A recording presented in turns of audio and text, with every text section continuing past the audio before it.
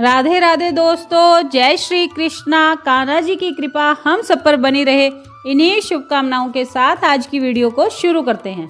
दोस्तों, आप सबका हमारे YouTube चैनल भक्ति में आस्था पर हार्दिक स्वागत है। आज की इस वीडियो में हम आपको श्री शिव महापुराण की कैलाश संहिता का तीसरा और चौथा अध्याय पढ़कर सुनाएंगे। आप सबसे रिक्वेस्ट है कि वीडियो को पूरा और ध्यान से सुनिएगा। चलिए शुरू करते हैं। संन्यास ग्रहण की शास्त्रीय विधि, गणपति पूजन, होम, तत्व शुद्धि, सावित्री प्रवेश, सरव संन्यास और दंड धारण आदि का प्रकार। स्कंद जी कहते हैं, वामदेव तदंतर मध्याह्न काल में स्नान करके साधक अपने मन को वश में रखते हुए गंध, पुष्प और अक्षत आदि पूजा द्रव्यों को ले आए और नैऋत्य कोण में देव पूजित विघ्नराज गणेश जी की पूजा करे। गणा नाम त्वा इत्यादि मंत्र से विधि पूर्वक गणेश जी का आवाहन करे। आवाहन के पश्चात उनके स्वरूप का इस प्रकार ध्यान करना चाहिए। उनकी अंग कांति लाल है, शरीर विशाल है, सब प्रकार के आभूषण उनकी शोभा बढ़ा रहे हैं। उन्होंने अपने कर कमलों में क्रमशः पाश, अंकुश, अक्षमाला तथा वर नामक मुद्राएं धारण कर रखी हैं। इस प्रकार आवाहन और ध्यान करने के पश्चात शंभु पुत्र गजानन की पूजा करके खीर, पुआ, नारियल और गुड़ आदि का उत्तम नैवेद्य निवेदन करें। तत्पश्चात तांबूल आदि दे दें। उन्हें संतुष्ट करके नमस्कार करें और अपने अभीष्ट कार्य की निर्विघ्न पूर्ति के लिए उनसे प्रार्थना करें। तदंतर अपने गृह सूत्र में बताई हुई विधि के अनुसार उपासना अग्नि में आज्य भागान हवन करके अग्नि देवता संबंधी यज्ञ विषयक स्थाली पाक होम करना चाहिए। इसके बाद भू स्वाहा इस मंत्र से पूर्ण आहुति होम करके हवन का कार्य समाप्त करें। तत्पश्चात आलस्य रहित हो अपराह्न काल तक गायत्री मंत्र का जप करता रहे। तदंतर स्नान करके सायंकाल की संध्या उपासना तथा सायंकालिक उपासना संबंधी नित्य होम आदि करके मौन हो गुरु की आज्ञा ले चरु पकाए। फिर अग्नि में समिधा, चरु और घी की रुद्र सूक्त से और सदो जात आदि 5 मंत्रों से पृथक पृथक आहुति दे। अग्नि में उमा सहित महेश्वर की भावना करे और गौरी देवी का चिंतन करते हुए गौरीर मिमाए इस मंत्र से 108 बार होम करके अग्नये सविष्ट कृते स्वाहा इस मंत्र से 1 बार आहुति दे। इस प्रकार तंत्र से हवन करने के पश्चात विद्वान पुरुष अग्नि से उत्तर में एक आसन पर बैठे, जिसमें नीचे कुशा, उसके ऊपर मृगचरम और उसके ऊपर वस्त्र बिछा हुआ हो। ऐसे सुखद आसन पर बैठकर मौन भाव से सुस्थिर चित्त हो जागरण पूर्वक ब्रह्म मुहूर्त आने तक गायत्री का जप करता रहे। इसके बाद स्नान करे। जो जल से स्नान करने में असमर्थ हो वह भस्म से ही विधि पूर्वक स्नान करे। फिर उस अग्नि पर ही चरु पकाकर उसे घी से तर करे। उसे उतारकर अग्नि से उत्तर दिशा में कुश पर रखे। पुनः घी से चरु को मिश्रित करे। इसके बाद व्याहृति मंत्र, रुद्र सूक्त तथा सदो जात आदि 5 मंत्रों का जप करे और इनके द्वारा एक एक आहुति भी दे। चित्त को भगवान शिव के चरणारविंद में लगाकर प्रजापति, इंद्र, विश्रवेदेव और ब्रह्मा के लिए भी एक एक आहुति दे। इन सब के नाम के आदि में ओम और अंत में नमः स्वाहा जोड़कर चतुर्थ्यंत उच्चारण करे, जैसे ओम प्रजापतये नमः स्वाहा इत्यादि। तत्पश्चात पुण्याह वाचन कराकर अग्नये स्वाहा इस मंत्र से अग्नि के मुख में आहुति देने तक का कार्य संपन्न करे। फिर प्राणाय स्वाहा इत्यादि 5 मंत्रों के द्वारा घृत सहित चरु की आहुति दे। इसके बाद अग्नये स्विष्ट कृते स्वाहा बोलकर एक आहुति और दे। तदंतर फिर रुद्र सूक्त तथा ईशान आदि 5 मंत्रों का जप करे। महेशादि चतुर्व्यूह मंत्रों का भी पाठ करे।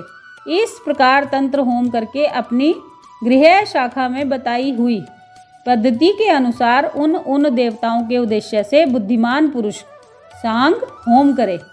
इस तरह जो अग्निमुख आदि कर्म तंत्र को प्रवर्तित किया गया है उसका निर्वाह करके विरजा होम करे।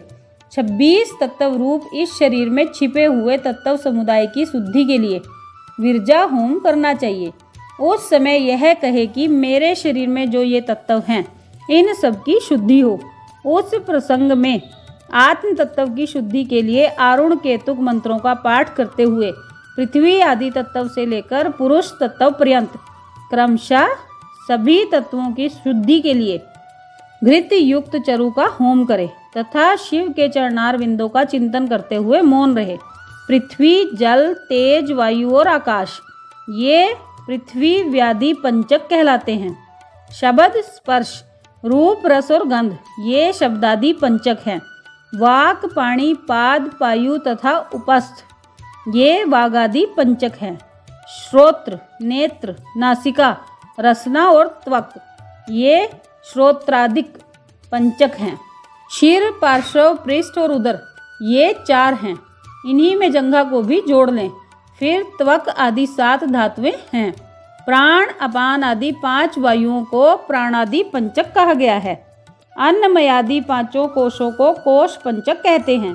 उनके नाम इस प्रकार हैं: अन्नमय, प्राणमय, मनोमय, विज्ञानमय और आनंदमय। इनके सिवा मन, चित्त, बुद्धि, अहंकार, ख्याति, संकल्प, गुण, प्रकृति और पुरुष हैं।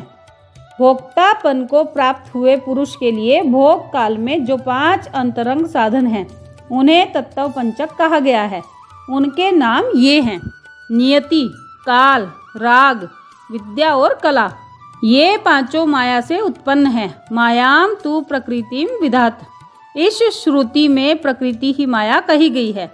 उसी से ये तत्व उत्पन्न हुए हैं, इसमें संशय नहीं है। काल का स्वभाव ही नियति है, ऐसा श्रुति का कथन है। ये नियति आदि जो 5 तत्व हैं इन्हीं को पंचकंचुक कहते हैं। इन 5 तत्वों को न जानने वाला विद्वान भी मूढ़ ही कहा गया है। नियति प्रकृति से नीचे है और यह पुरुष प्रकृति से ऊपर है। जैसे कोई की एक ही आंख उसके दोनों गोलकों में घूमती रहती है, उसी प्रकार पुरुष प्रकृति और नियति दोनों के पास रहता है। यह विद्या तत्व कहा गया है। शुद्ध विद्या महेश्वर, सदाशिव, शक्ति और शिव, इन 5 को शिव तत्व कहते हैं। ब्रह्मण, प्रज्ञानम ब्रह्म, इस श्रुति के वाक्य से यह शिव तत्व ही प्रतिपादित हुआ है।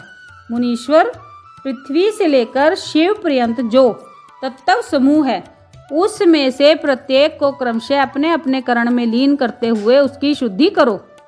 पृथ्वी व्याधि पंचक, शब्दादि पंचक, वागादि पंचक, श्रोत्रादि पंचक, शिरादि पंचक, त्वगादि धातु सप्तक, प्राणादि पंचक, अन्नमयादि कोश पंचक, मन आदि पुरुषांत तत्व, नियतादि तत्व पंचक अथवा पंचकंचुक और शिव तत्व पंचक, ये 11 वर्ग हैं।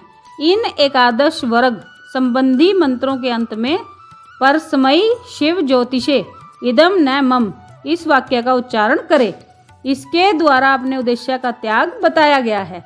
इसके बाद विविधा तथा कर्षोत्तक संबंधी मंत्रों के अंत में अर्थात विविधायै स्वाहा, कर्षोत्काय स्वाहा, इनके अंत में सव तव त्याग के लिए व्यापकाय परमात्मने शिव ज्योतिषे विषवभूत घसनोत्सुकाय पर समयी देवाय इदम न मम इसका उच्चारण करें। तत्पश्चात उत्तिष्ठ ब्राह्मण स्पते देवयंत सत्वे महे उप प्रयंतु मरुताः सुदानव इंद्र प्राशुर्भवः स चा। इस मंत्र के अंत में विश्व रूपाय पुरुषाय ओम स्वाहा बोलकर सब तव त्याग के लिए लोक त्रय व्यापिने परमात्मने शिवायेदम नैमम का उच्चारण करें। तदंतर अपनी शाखा में बताई हुई विधि से पहले तंत्र कर्म का संपादन करके घृत मिश्रित चरु का प्राशन एवं आचमन करने के पश्चात पुरोधा आचार्य को सुवर्ण आदि से संपन्न समुचित दक्षिणा दे। फिर ब्रह्मा का विसर्जन करके प्रातःकालिक उपासना संबंधी नित्य होम करे। धर्म सिंधुकार ने कहा है कि इस मंत्र से अग्नि का उपस्थान करके उसमें काष्ठ में यज्ञ पात्रों को जला दे। यदि पात्र तेजस धातु के हो तो उन्हें आचार्य को दे दे।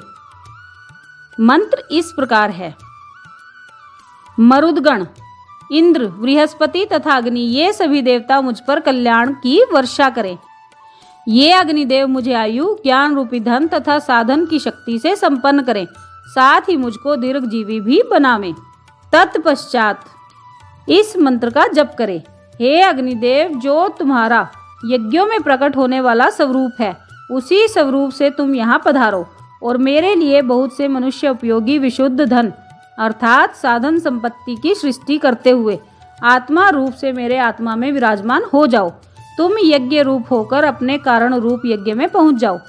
हे जात वेदा, तुम पृथ्वी से उत्पन्न होकर अपने धाम के साथ यहाँ पधारो। इत्यादि मंत्रों से हाथ को अग्नि में तपाकर उस अग्नि को अद्वैत धाम स्वरूप अपने आत्मा में आरोपित करें।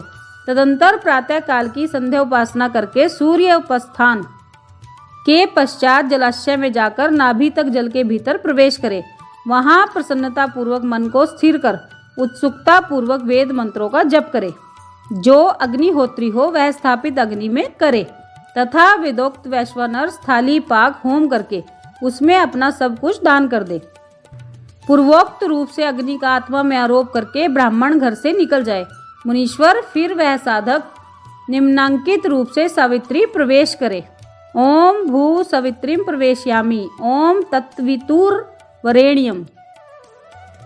ओम भुआ स्वात्रीम प्रवेशयामि भर्गो देवस्य धीमहि। ओम स्वहा सवित्रीम प्रवेशयामि धियो यो नः प्रचोदयात्। ओम भूर्भुवः स्वहा सवित्रीम प्रवेशयामि तत्वितुर्वरेण्यम भर्गो देवस्य धीमहि धियो यो नः प्रचोदयात्। इन वाक्यों का प्रेम पूर्वक उच्चारण करें और चित्त को चंचल ना होने दे। उस समय गायत्री का इस प्रकार ध्यान करें। ये भगवती गायत्री साक्षात भगवान शंकर के आधे शरीर में वास करने वाली हैं। इनके 5 मुख और 10 भुजाएं हैं। ये 15 नेत्रों से प्रकाशित होती हैं। नूतन रत्नमय किरीट से जगमगाती हुई चंद्रलेखा इनके मस्तक को विभूषित करती है। इनकी अंग कांति शुद्ध स्फटिक मणि के समान उज्जवल है। ये शुभ लक्षणा देवी अपने 10 हाथों में 10 प्रकार के आयुध धारण करती हैं। हार, बाजूबंद, कड़े, करधनी और नुपुर आदि आभूषणों से उनके अंग विभूषित हैं। इन्होंने दिव्य वस्त्र धारण कर रखा है। इनके सभी आभूषण रत्न निर्मित हैं। विष्णु, ब्रह्मा, देवता, ऋषि तथा गंधर्व राज और मनुष्य ही सदा इनका सेवन करते हैं। ये सर्वव्यापिनी शिवा सदाशिव देव की मनोहारिणी धर्मपत्नी हैं। संपूर्ण जगत की माता, तीनों लोकों की जननी, त्रिगुणमयी, निर्गुणा तथा अजन्मा हैं। इस प्रकार गायत्री देवी के स्वरूप का चिंतन करते हुए शुद्ध बुद्धि वाला पुरुष ब्राह्मणत्व आदि प्रदान करने वाली अजन्मा आदि देवी त्रिपदा गायत्री का जप करे। गायत्री व्याहृतियों से उत्पन्न हुई हैं और उन्हीं में लीन होती हैं। व्याहृतियाँ प्रणव से प्रकट हुई हैं और प्रणव में ही लय को प्राप्त होती हैं। प्रणव संपूर्ण वेदों का आदि है। वह शिव का वाचक है, मंत्रों का राजाधिराज है, महाबीज स्वरूप है और श्रेष्ठ मंत्र है। शिव प्रणव है और प्रणव शिव कहा गया है, क्योंकि वाच्य और वाचक में अधिक भेद नहीं होता। इसी महामंत्र को काशी में शरीर त्याग करने वाले जीवों के मरण काल में उन्हें सुनाकर भगवान शिव परम मोक्ष प्रदान करते हैं। इसीलिए श्रेष्ठ यति अपने हृदय कमल के मध्य में विराजमान एकाक्षर प्रणव रूप परम कल्याण शिव देव की उपासना करते हैं। दूसरे मुमुक्षु धीर एवं विरक्त लौकिक पुरुष भी मन से विषयों का परित्याग करके प्रणव रूप परम शिव की उपासना करते हैं। इस प्रकार गायत्री का शिववाचक प्रणव में लय करके इन अनुवाक का जप करे। मैं संसार वृक्ष का उच्छेद करने वाला हूँ। मेरी कीर्ति पर्वत के शिखर की भांति उन्नत है। अन्न उत्पादक शक्ति से युक्त सूर्य में जैसे उत्तम अमृत है, उसी प्रकार मैं भी अतिशय पवित्र अमृत स्वरूप हूँ तथा मैं प्रकाश युक्त धन का भंडार हूँ। परम आनंद में अमृत से अभिषिक्त तथा श्रेष्ठ बुद्धि वाला हूँ। इस प्रकार यह त्रिशंकु ऋषि का अनुभव किया हुआ वैदिक प्रवचन है। तत्पश्चात सामृषभ इस अनुवाक को आरंभ से लेकर श्रुतम में गोपाय तक पढ़कर कहे, मैं स्त्री की कामना, धन की कामना और लोकों में ख्याति की कामना से ऊपर उठ गया हूँ। मुने इस वाक्य का मंद मध्यम रुद्र स्वर से क्रमशः 3 बार उच्चारण करें। तत्पश्चात सृष्टि स्थिति और लय के क्रम से पहले प्रणव मंत्र का उद्धार करके फिर क्रमशः इन वाक्यों का उच्चारण करें। ओम भू सन्नस्तम मया, ओम भुवा सन्नस्तम मया, ओम स्वा सन्नस्तम मया, ओम भूर्भुवा स्वा सन्नस्तम मया। इन वाक्यों का मंद मध्यम और उच्च स्वर से हृदय में सदाशिव का ध्यान करते हुए सावधान चित्त से उच्चारण करें। तदंतर अभयम सर्वभूतेभ्यो मतः स्वाहा, मेरी ओर से सब प्राणियों को अभयदान दिया गया, ऐसा कहते हुए पूर्व दिशा में एक अंजलि जल लेकर छोड़े। इसके बाद शिखा के शेष बालों को हाथ से उखाड़ डाले और यज्ञोपवीत को निकालकर जल के साथ हाथ में ले इस प्रकार कहे, ओम भू समुद्रम गच्छ स्वाहा, यों कहकर उसका जल में ही होम कर दे। फिर ओम भू सन्नस्तम मया, ओम भुवा सन्नस्तम मया, ओम स्वा सन्नस्तम मया, इस प्रकार 3 बार कहकर 3 बार जल को अभिमंत्रित करके उसका आचमन करे। फिर जलाशय के किनारे आकर वस्त्र और कटी सूत्र को भूमि पर त्याग दे तथा उत्तर या पूर्व की ओर मुंह करके 7 पद से कुछ अधिक चले। कुछ दूर जाने पर आचार्य उससे कहे, ठहरो ठहरो भगवान, लोक व्यवहार के लिए कौपीन और दंड स्वीकार करो।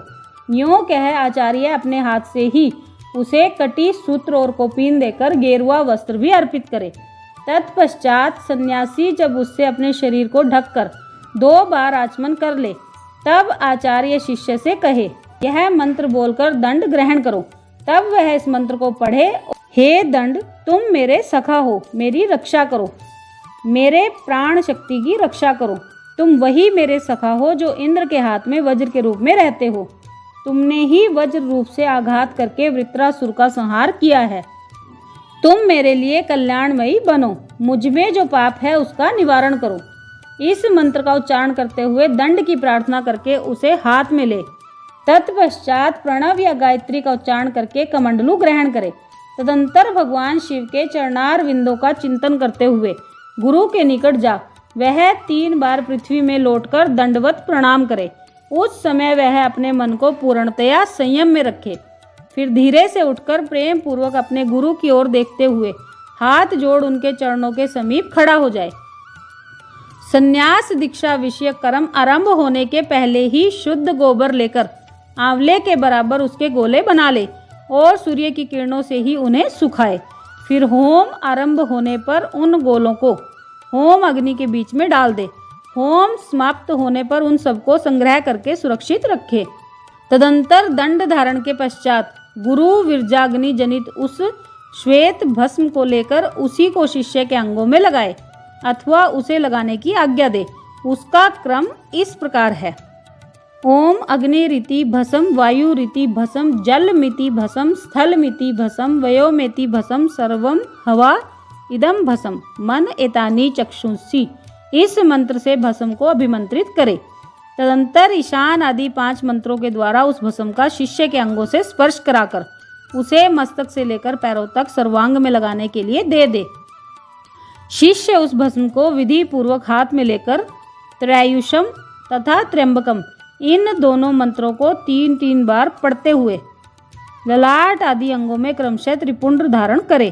तत्पश्चात श्रेष्ठ शिष्य अपने हृदय कमल में विराजमान उमा सहित भगवान शंकर का भक्ति युक्त चित्त से ध्यान करे।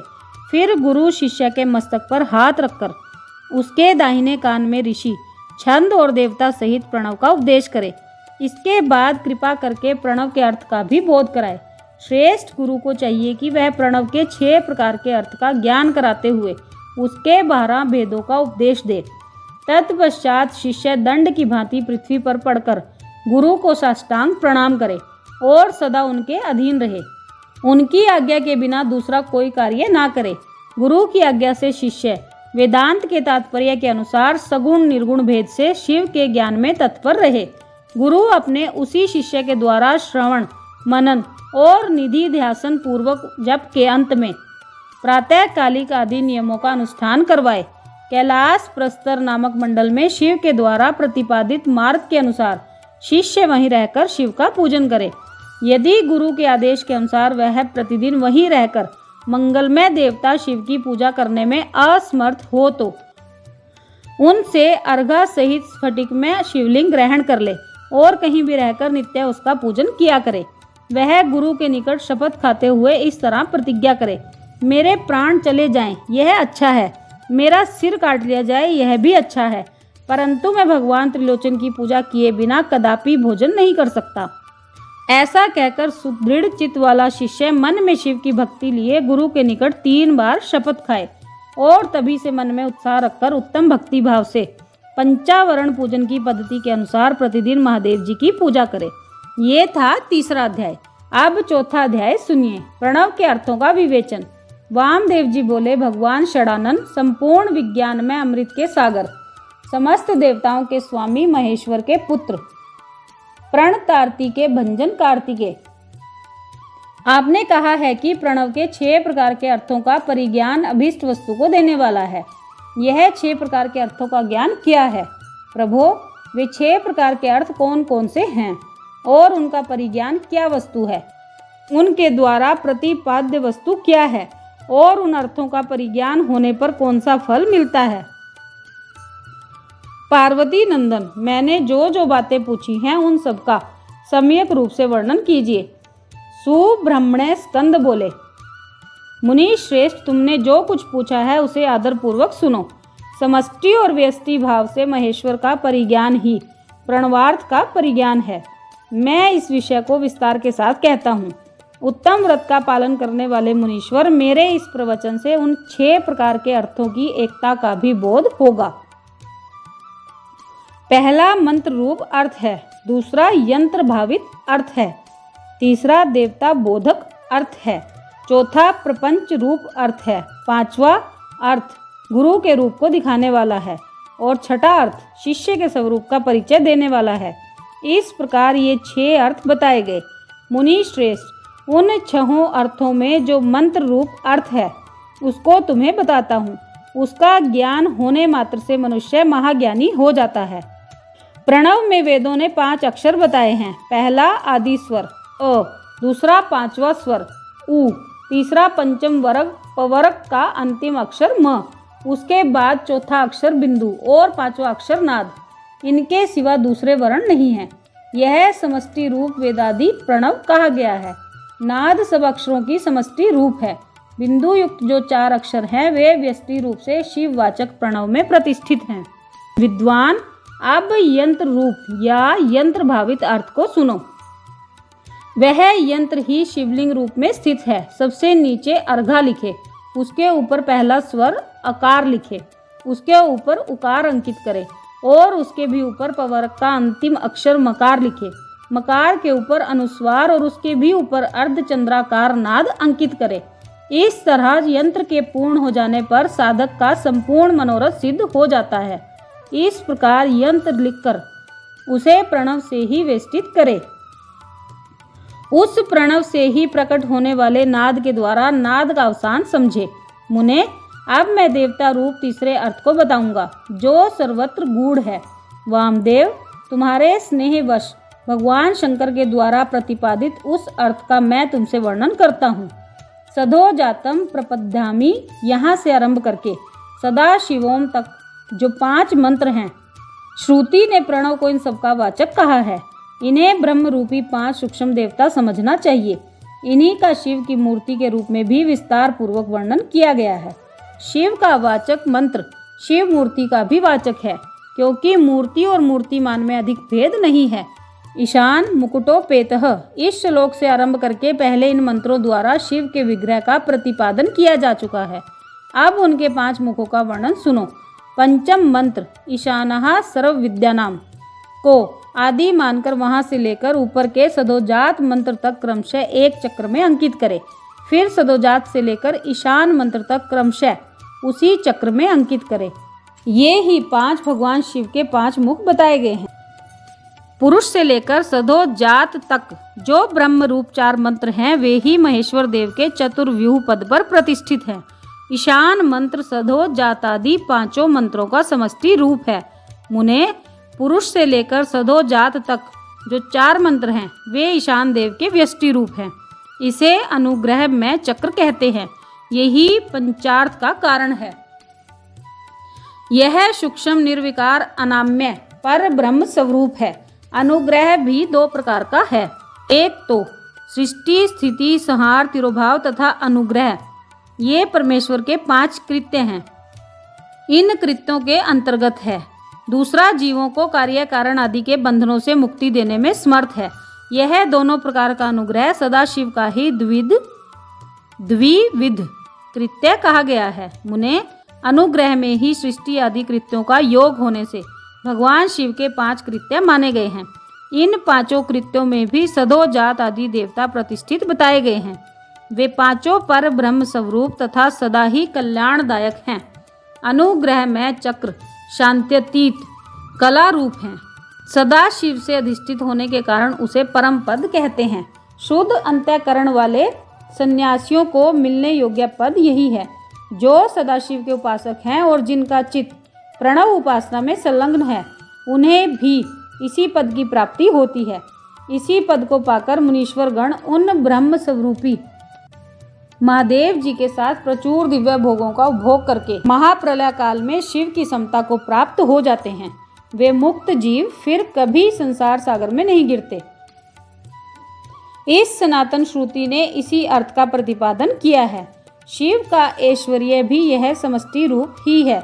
अथर्व वेद की श्रुति भी कहती है कि वह संपूर्ण ऐश्वर्य से संपन्न है। संपूर्ण ऐश्वर्य प्रदान करने की शक्ति सदा शिव में ही बताई गई है। चमकाध्याय के पद से यह सूचित होता है कि शिव से बढ़कर दूसरा कोई पद नहीं है। ब्रह्म पंचक के विस्तार को ही प्रपंच कहते हैं। इन 5 ब्रह्म मूर्तियों से ही निवृत्ति आदि 5 कलाएं हुई हैं। वे सबकी सब सूक्ष्म भूत स्वरूपिणी होने से कल्याण रूप में विख्यात हैं। उत्तम व्रत का पालन करने वाले वामदेव स्थूल रूप में प्रकट जो यह जगत प्रपंच है, इसको जिसने 5 रूपों के द्वारा व्याप्त कर रखा है, वह ब्रह्म अपने उन 5 रूपों के साथ ब्रह्म पंचक नाम धारण करता है।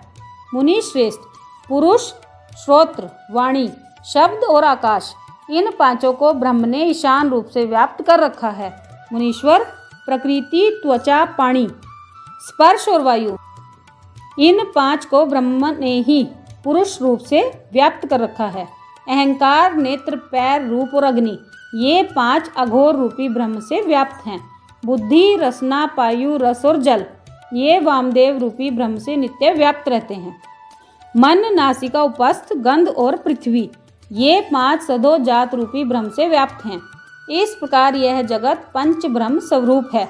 यंत्र रूप से बताया गया जो शिववाचक प्रणव है, वह नाद पर्यंत 5 वर्णों का समष्टि रूप है तथा बिंदु युक्त जो 4 वर्ण हैं वे प्रणव के व्यष्टि रूप हैं।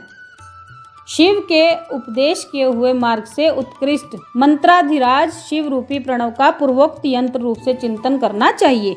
ये था 4था अध्याय। तो दोस्तों, ये था श्री शिव महापुराण की कैलाश संहिता का 3रा और 4था अध्याय। आप सबने वीडियो को ध्यान से सुना, इसके लिए आपका धन्यवाद।